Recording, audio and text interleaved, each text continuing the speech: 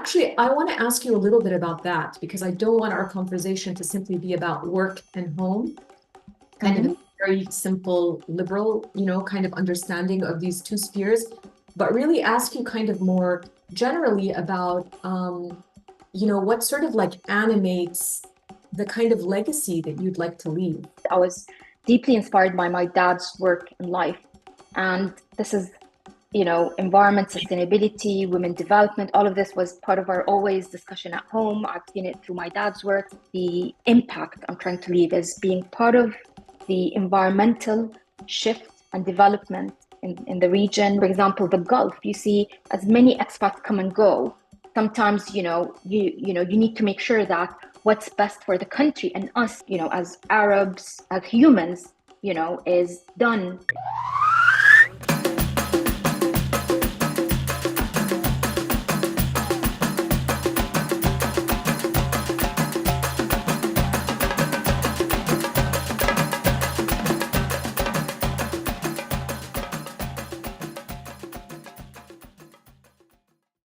All right, well, hello everyone, and thank you for joining the last third of our class together for Women in Work in the Gulf.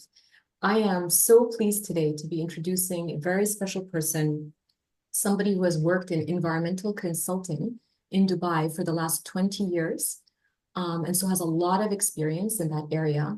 She's also a mother of two children, Noura and Lara, who in many ways call Dubai their home because this is the main country that they've lived in and that they've grown up in and have been educated in. Um, I have to tell you that I got to know Reem actually because of her children. So my kids and her kids are friends. And as I kind of got to follow Reem's career trajectory over the years and exchange lots of conversations with her about questions of motherhood. Both of us were a little bit young, a little bit confused. And as we got older, we just started becoming much better at bullshitting our way through things together.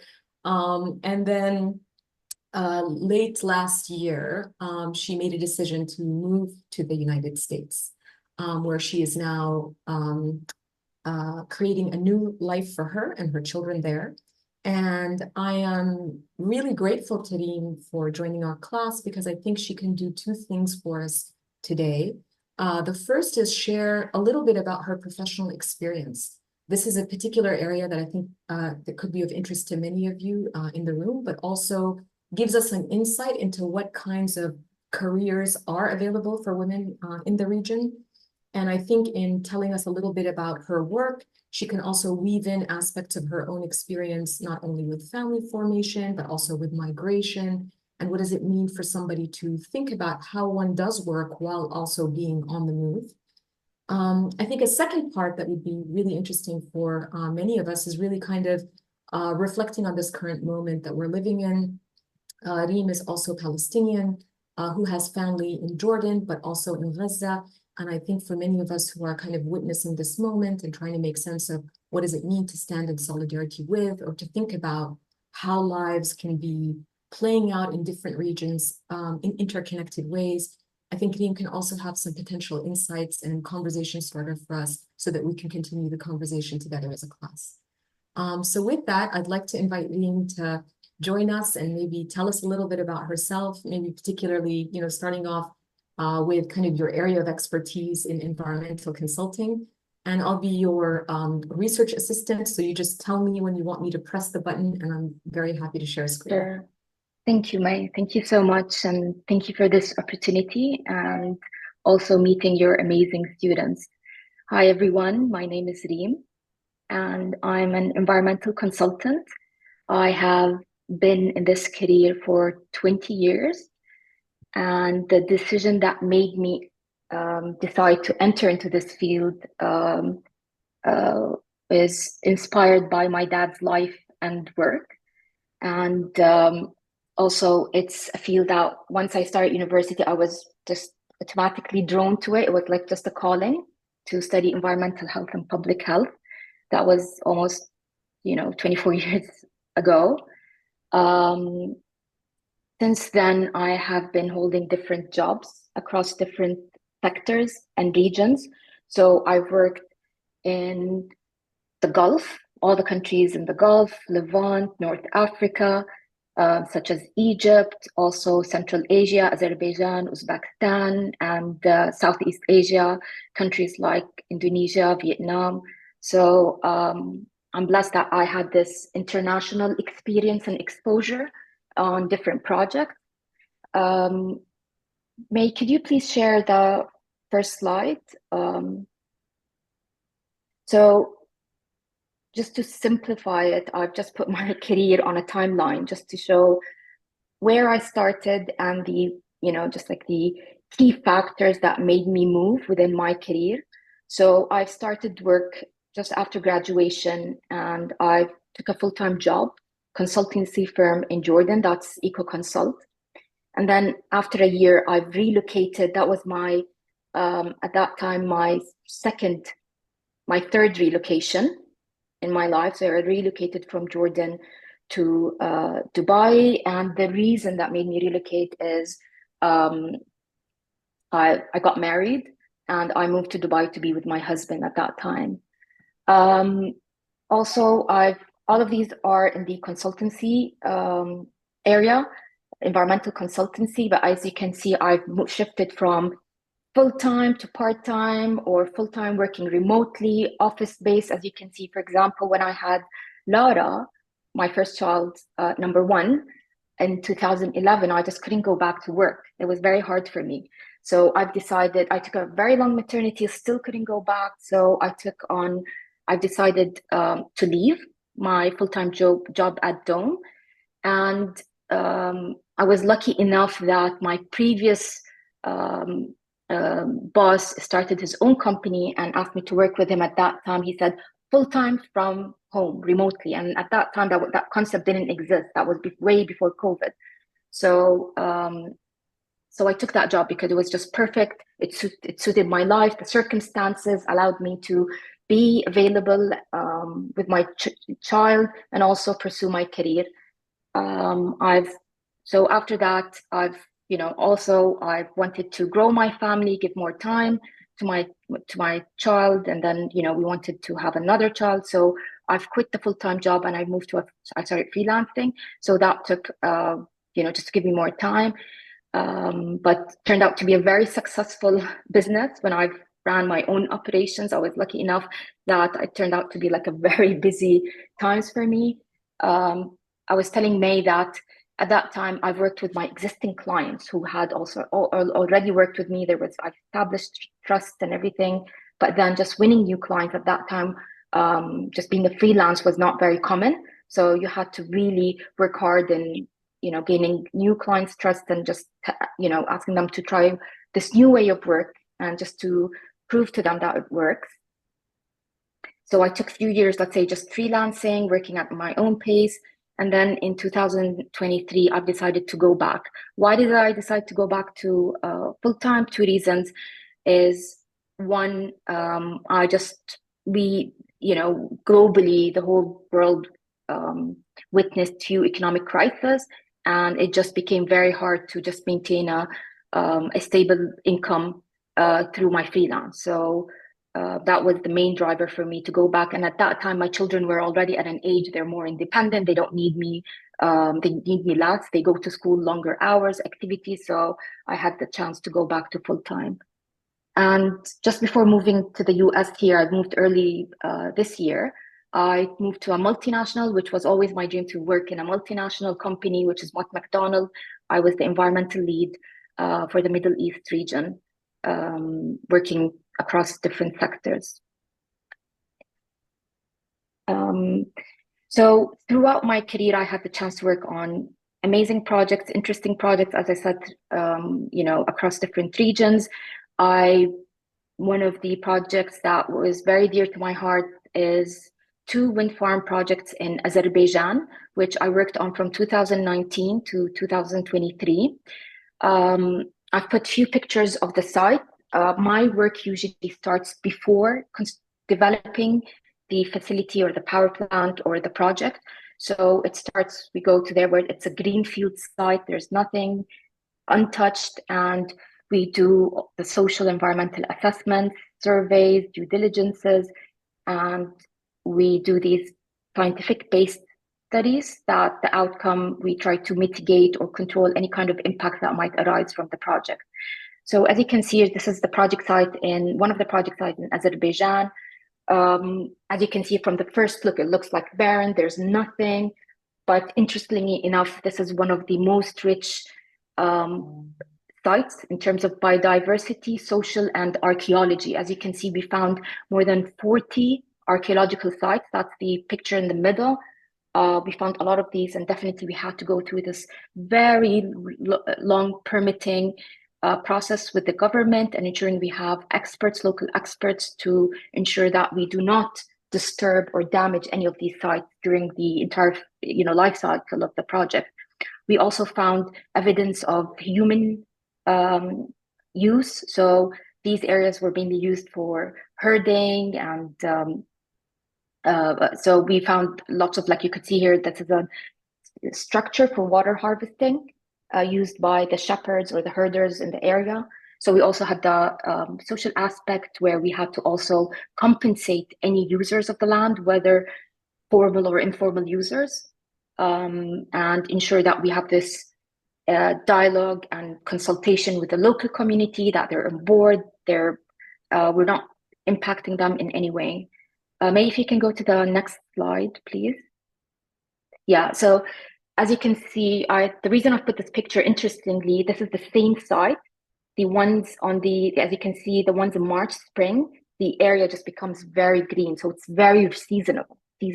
So it depends, when do you go? So if you go, let's say in autumn and spring and summer, you think there's nothing there, or it's not green, there's no plant species, biodiversity. However, as you can say, it changes. So it's very important for us, when we do our work, we cover all seasons to capture all types of species that come with the season, depending on the weather. We have the outcome of this 4-year is what we call an environmental social impact assessment report. We've assessed, as I said, all types of impacts, whether social, environmental. We also discussed and analyzed and mitigated any supply chain issues. And you can access the report on one of the banks who gave the loan to this project, which is European Bank for Reconstruction and Development. And that's where I took these pictures. So this is just an example. Yeah, go ahead. Can I just ask a clarifying question? So basically, your role is often to go to locations that are going to be used for a particular purpose, and you have to produce an assessment, often in the form of a report, which identifies the various characteristics of the space that's going to be used differently than what it was, in order for lenders to be able to actually support financially the project. And those characteristics have to meet like ethical, legal, environmental, and other kinds of standards. Is that? Yes, absolutely. So my role comes at the planning stage with the client. So the design, planning, permitting, and management. So looking into all the environmental and social considerations. And we make sure that we're complying at a national level. What are the regulations to get an environmental permit and to operate, construct, or decommission, or do any activity within the standards? And then also, if the project is getting a loan, you need to make sure that you're also complying with the lenders or the bank's requirements. And to do this, it takes many years of surveys and studies, because as I said, we need to take into consideration seasonality and other aspects that we need to have this. We do long-term, for example, for this, we did a long-term bird and bat surveys where we hired ornithologists, bird experts for years to monitor the movement and the migration of birds and bats in this area. So we're going to put a wind farm. How do we limit collision impacts, and how we make sure that we're not impacting the migration routes in Azerbaijan? So once we're done, the client takes this back, takes the study, and need to comply and implement every aspect of it. And it draws down to all these management plans and monitoring plans that they need to do during all activities. So this is the outcome. So this sounds like a really high stakes project, meaning it's probably a lot of money and a lot of people that are interested in controlling the outcomes of this report, potentially with different interests. So I'm curious if you can share with us a little bit about the kind of work that you're doing that involves the humans that we're not seeing in the picture. So for example, like in your area of work, does it tend to be mostly men? I'm just curious because it sounds like in this industry that might be the case. So maybe you could give us a little bit of an insight on maybe some of the gender dynamics that operate in your industry. Yeah, that's a good question, May. So definitely depends where you're working, but 20 years ago, you could say that there were like gender, it was like a challenge to work in this industry, sometimes, especially if you're talking about oil and gas, where the majority of engineers are men, especially if you're talking 20 years back. And definitely, most of the time, I was the only woman, in the team, whether from our side as consultants, or the clients, or the engineers, or even the regulator. And so starting off, that was definitely sometimes a challenge that you had to break the barriers. For example, most of our work is going to these remote areas. Sometimes we go and we don't have any, we don't have any accommodation, for example. And then once you're there, you decide, what's the best decision? And sometimes you're not even allowed as a woman. 20 years ago in the oil and gas industry in the UAE, they didn't have any facilities for women, so I couldn't go offshore. But this has changed definitely. I think many of these facilities now have changed, they accommodate women, but 20 years ago, that was very hard. So definitely it's a field dominated by men, and the involvement of women was much less. But now this is changing, this is shifting. We don't have these limitations of barriers where there are site access or being part of a team. But it's quite interesting. And again, for example, 2 years ago, I was working on a project in Saudi, and I had this amazing client.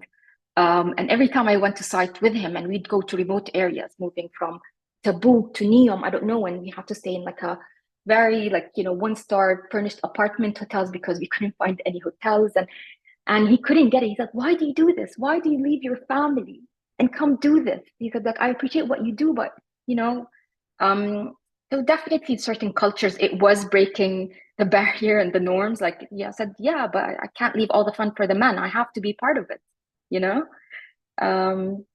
So definitely that's something I've always faced, but definitely you could see the region and the world is changing. So I think now it's not a matter of, will this happen? It's happened. We're always there. Now accommodations have to be made.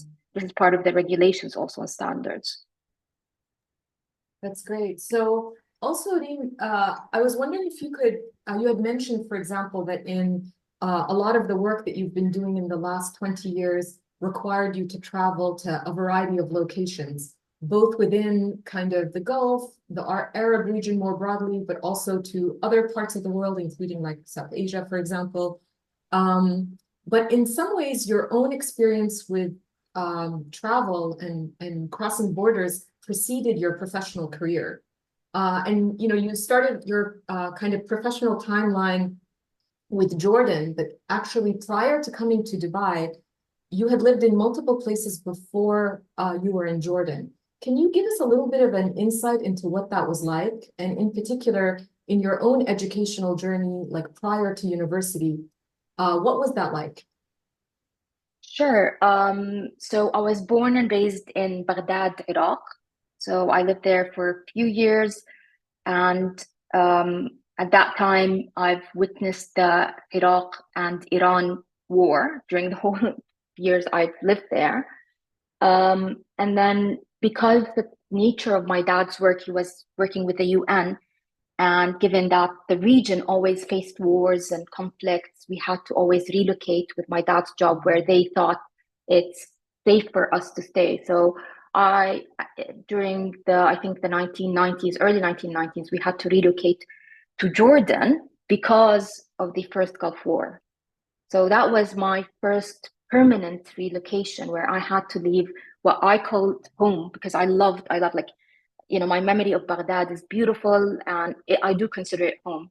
And I really had to leave that all sudden. Like wake up and like, we have to leave now. My mom would have like a small bag ready, has the basics, what we need, and then we just travel and move, and that's it. I'd never go back. I've never been, went back to Baghdad ever, and which I'd love to do that. And then I moved to Jordan, and at that time I was what defined also my life is I was born a Palestinian, so I had the refugee papers because my dad was a Palestinian refugee, and definitely that defined my movement throughout. Let's say if we wanted to go to plan a summer holiday, or was first movement was not very easy given our documents, and that I think made my dad just pursue citizenship. So we got the Jordanian citizenship in 1986, and then during the first Gulf War, we were relocated to Jordan, and I lived there for 8 years. After that, that was my second relocation was when I moved to the Lebanon, Beirut, to pursue my university education, and I've lived there for 5 years. So, and then I moved back to, as I said, just short period in Jordan, then moved back to Dubai to be with my husband and pursue a new life. And right now I'm in the US. I've just moved early this year, 2nd of Jan, actually. I've moved to the US. Now we're based in Maryland. The reason we chose to move is, first of all, we've moved with my husband's job, and also we wanted to give our girls a better opportunity given the whole circumstances and the nationalities we hold as a family. My husband and I we don't have the same nationality. So we have mixed nationalities in the family. I don't have the same passport. We thought, let's go somewhere where we could at least fix this and also expose our children to better opportunities, more opportunities for them. So as you can see throughout those, my 42 years, I've been moving, I think in total 4 times I've been relocating. And sorry, May, you're talking about education. I think, yeah, as you can see, as a child, I had to change schools a lot. So I went to few schools. I never had this where I had to, be in a school from grade 1 until I've graduated. I've had to move schools and countries many times, but I think it's a positive thing. As I said, children are resilient. And yes, as a child, we are resilient. I was resilient, and actually it just made me appreciate people more and friendship more, because you could, when you lose something, you appreciate it more. As a child, you go through this and you understand who's really a good friend, and those experiences mean a lot to you. So definitely it prepared me for this big move with my children, where to the US, it wasn't something, new to me. That's really great. Thank you so much, actually. I think that's very helpful in terms of just setting the context for sort of your relationship in some ways to the Gulf, because, the title of our class is Women and Work in the Gulf. And so in the past, I've, hosted people who are kind of policy experts or who are academics who write about the Gulf. But I've also hosted people who themselves are women who work in the Gulf in like a variety of industries. In some cases, it was entrepreneurship, and it was like various government sectors. This is the first time I host anybody who does environmental consulting. So I'm really very fortunate to be able to learn about that from you. But I also just wanted to maybe dig a little deeper, into the time that you did spend in the Gulf, because that's 20 years of your life. In fact, the majority of your professional experience. And as you just mentioned now, so prior to that, there were like a number of other places that you've lived in, and places that you identify with strongly or call home, and maybe even places that you return to on a regular basis, like Jordan. It seems like it was a spot that you came back to before, you moved to Dubai. So I was just wondering if you could maybe reflect a little bit about your relationship to the city. In some ways, you're no longer here now, but you did mention, for example, having to make certain kinds of choices, like leaving full-time work and taking on like freelance work because you needed a certain number of things that you weren't finding, a certain kind of support that enabled you to, let's say, bridge this time of like early maternity. And so can you, Yes. just out of interest, since our class is really about those kinds of things, tell us a little bit about your experience with, what is the support for kind of working women and specifically expatriate women, in the region, based on your experience? Yeah. So Dubai for me, or UAE, is my children's home. It is home for us as a family. As you know, my children were born there. They didn't know anything other than UAE. Every time they sang the national anthem, I don't know, I get emotional. So definitely, it's where we built amazing friendship and memories as a family. And as you said, like May, I got to know you through my kids, right? And so definitely this is home for us as a family. And I must say things have changed throughout those 20 years in UAE. You could see like the policies and um, the regulations now support women more. We still lag behind, but definitely 20 years ago, and the reason you could see that I took on different jobs in different types and forms is because I've always tried to maintain a career but also maintaining my own life or just achieving my personal objectives, whether having a family, having more time with my kids, or even for myself.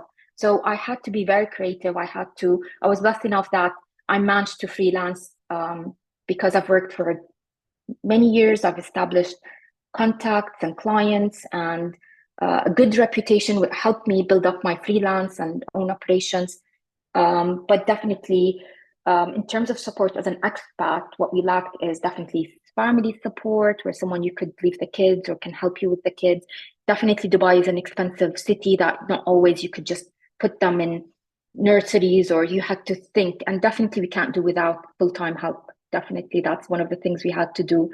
Um, but in terms of, I had to really work hard to navigate through all of these, like, and I said client's perception. Again, you would see it's many of the industries I work in is dominated by engineers who are mainly men. So they don't share the same concerns or issues or priorities that I do, or it's not on their list. So it's very hard to tell a client, yeah, but I have to pick up my daughter. I have, you know, once I got stuck. So I had a site visit for one of the islands in Abu Dhabi. It was Ras Ghrib, and our boat broke down on the way. And I drove to Abu Dhabi, went on that boat drive, went to the island, and then on the way back, it broke down. And I was like, oh my God, I have to pick up Lara. At that time, my husband wasn't in town. Okay. And really, so what do you do? Like, this is like one of the, dilemmas. It's like, oh my God, what do I do? So definitely, I'm lucky enough that I had a great neighbor. So I called her. I was like, can you please pick up Lara? So I was put in this situation. That's maybe one of the reasons I said, I can't do this anymore. Like, let me try to freelance, just organize my life around my priorities and family. But now I think with COVID, these things aren't new. They're not strange. Now this is the norm. So what I was trying to do before was, there's pushback on now it's the norm. No, COVID made us just change the way we work. So I'm quite happy with that. People understand it's fine. You could just work either part-time remotely. You don't need to physically be in the office or in front of the client. That's really great. Thank you for that. So on the one hand, I hear you say that, in a place where maybe social policies are not particularly supportive in ways that some women might need for their work. Mm-hmm.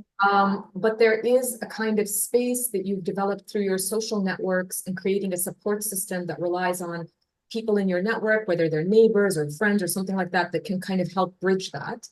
And it also Exactly. sounds to me like you're saying something very interesting about how what used to be considered an option that is only available through freelance work is actually now being available in ways that are reimagined through full-time Mm-hmm. work, where people get to work from home. And really this kind of like remote work, which used to be an exception or maybe even non-existent, is now much more on the rise. And so in that sense, it's a new kind of opportunity because maybe for a new generation of women, they're going to have some opportunities that are perhaps a little bit different than the ones that you had when you first started.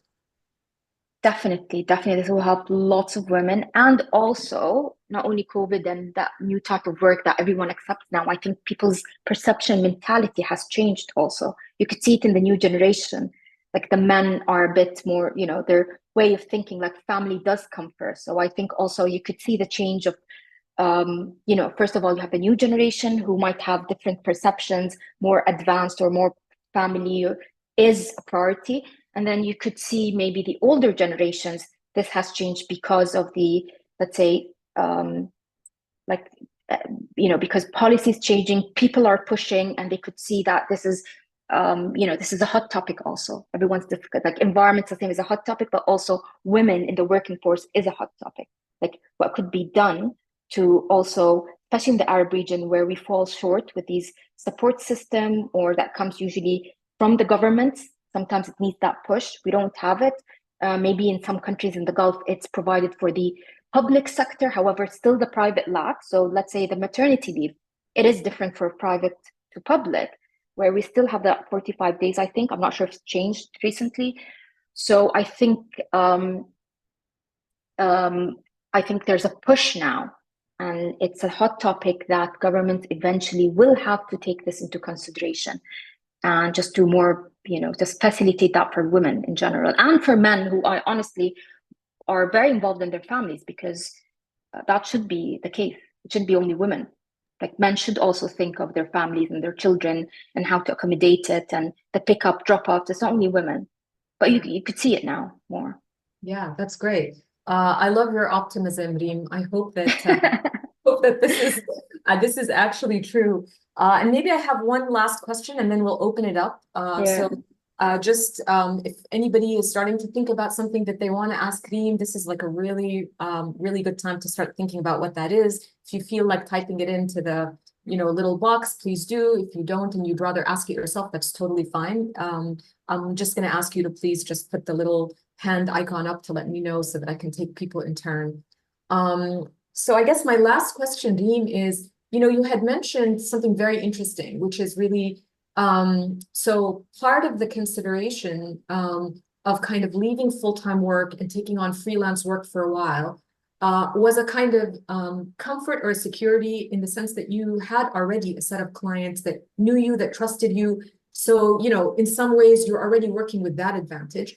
But also you are seeking certain things for yourself. So you mentioned your children are certainly a part of that, but that wasn't the only reason you did it. You also did it because, to quote you, you had certain goals in your life. And actually, I want to ask you a little bit about that, because I don't want our conversation to simply be about work and home, kind of a very simple liberal, kind of understanding of these two spheres, but really ask you kind of more generally about what sort of like animates the kind of legacy that you'd like to leave. So for all of us, we work because we care about the issue, or we want to make some money, or we want to support our families, and those things are important.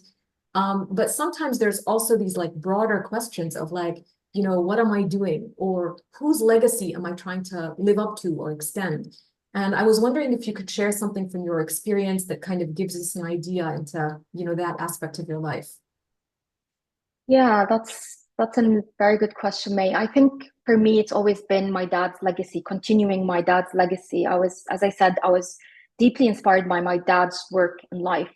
And this is, environment, sustainability, women development, all of this was part of our always discussion at home. I've seen it through my dad's work. So it's just continuing. And through my dad, where I was brought up to see the importance of being part of the society and the development of the Arab world.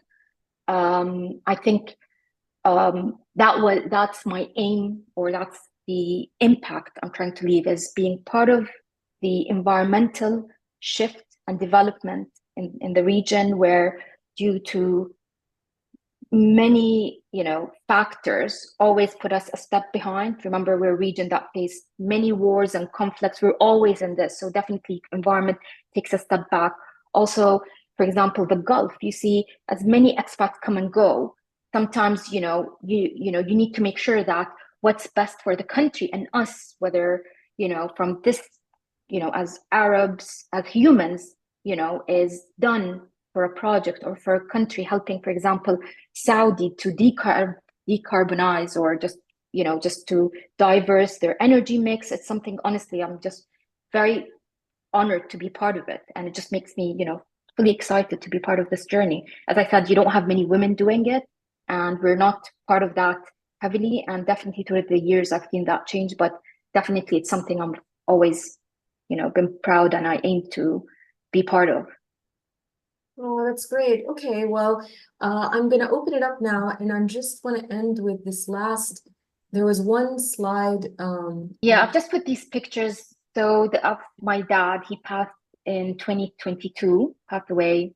Definitely, truly miss him. But that's the man who always inspired me. As you can see, he has this lovely, very loving smile. Even though with all the hardship he's went through, being a refugee and a displaced person at age of 4, living in a refugee camp in a tent, and then had to move a lot in his life, never managed to go back to his country, and he was never allowed, died in Jordan, where is not totally home for him. So definitely could see he still always had this very kind, nice smile, where he always just taught us to live rather than just to sit and dwell on the past. And this is a picture of me and my family. That's my grandma, not my mom, in Baghdad. That was our house in Baghdad. And the last slide, May, is we took part in writing my dad's story, his exile story, and his displacement from his original village, Al-Mghar, in Al-Ramle in 1948 with his family, and how they reached Gaza.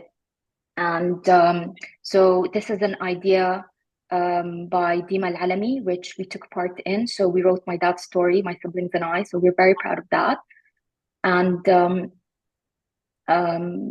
it's definitely something I'm currently, given the circumstances, I have family in Gaza. We've lost many family members, and the other members, they're still struggling, what's going on. So definitely I felt this is a contribution, what I can do, and my contribution to Gaza and the Palestinian people. Thank you. Thank you so much for sharing that. I really appreciate that. You're welcome, May. Have to let us know when the book is out. I'd love to be able to see it. Yeah, it's out. So I've put the link, so you can access it there. That's great. Thank you so much. So we have a little bit of time, and it would be so great if we could take some questions or even reflections. It doesn't have to be a sort of just a direct question, but just thinking about, kind of what you shared with us, about her career, about her life. It could also be a connection that you're interested in between kind of what you heard now and also some of the readings that we've done for this class, whether it was the Gardner paper or it was the paper on serial migration.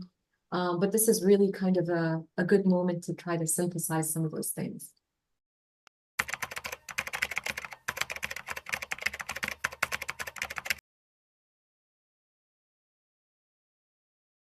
Yeah, I've noticed while, talking about the countries, I think, when you talk about it, it seems like, yeah, a big country I lived in seems like home. As I was telling May, maybe, as a Palestinian who have never lived in their own country, I think, and I was brought up that wherever I am, that this is, I live, the place I live in becomes home, maybe.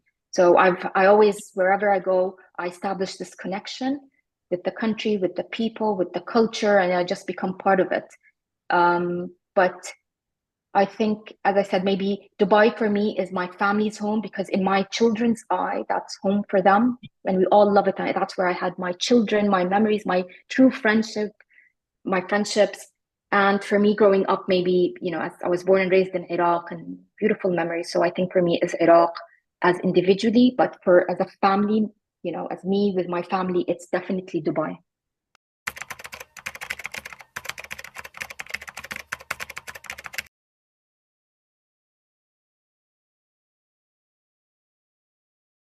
Definitely, it was that. You're spot on. It was, I want more for my kids. So definitely, my dad ensured that I do not, I have a citizenship and not the refugee paper. So we could move. freely to a certain extent.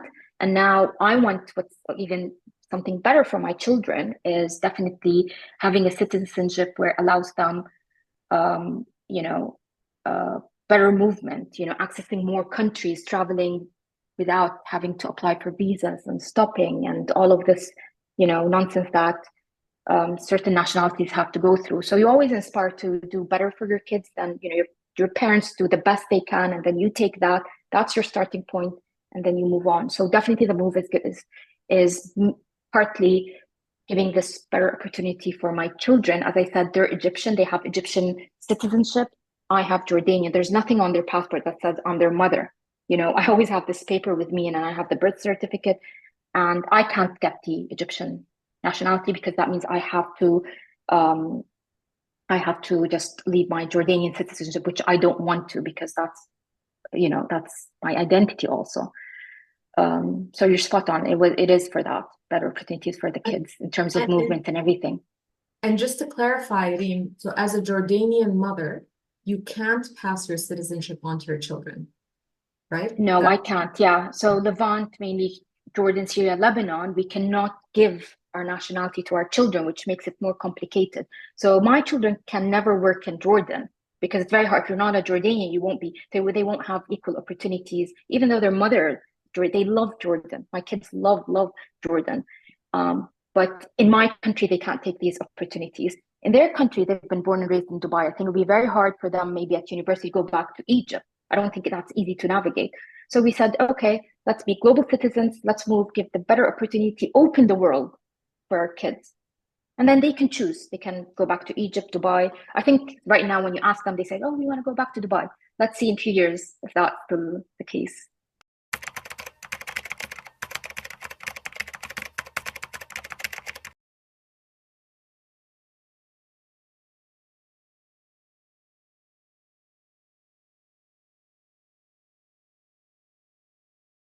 For the conditions of the move, I think because it came part of my husband's job and the request came from them, we were offered before to relocate, but we kept pushing it until the right opportunity or the right country we felt that can, you know, meet our expectation or can where our objectives can be met was the US, and that's when we accepted. So definitely we have all the support from my husband's company, a corporate support that made the move easier. We have many consultants working with us to make it very smooth in the US. So we're not moving as immigrants. We're moving as expats. We're considered expats in the US.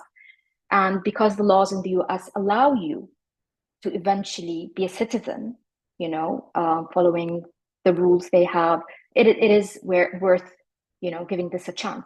You cannot spend most of your time in a country where this cannot be provided or not an option. That's considered for us, it doesn't meet our objectives. So the US allows you to do that. So with the rules and regulations and the citizenship regulations, and then you have the support of a company, a good job, good area. We managed to live in a good area that feeds into great schools. We have great universities. So all of this came into this is the right time to do it now.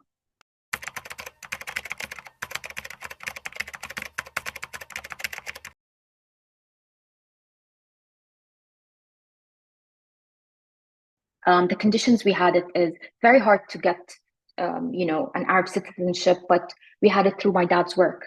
My dad worked a lot and dedicated his life for the development of countries such as Jordan. And for them to give my dad a citizenship was something, for them also was a benefit. So it's through his hard work, and, people in his domain had great respect to him. So it was given through his work. And that's how we got it. So I have my immediate family in Jordan, based in Jordan, after living throughout all these countries. So it's my mother and siblings, my dad also before he passed away.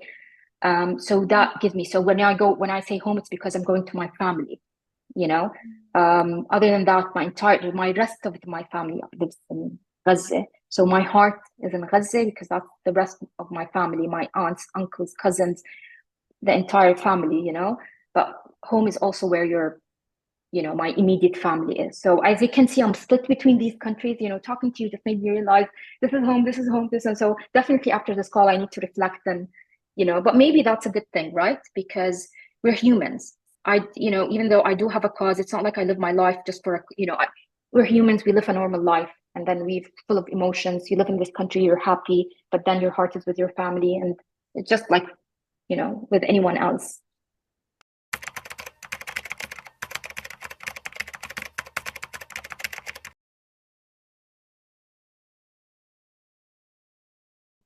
Yeah, I think that goes back to, again, what my relocations also influenced my career. So in Jordan, actually, most of the jobs within our field was for development, whether NGOs or with lenders, or like the US aid and donors and working on projects.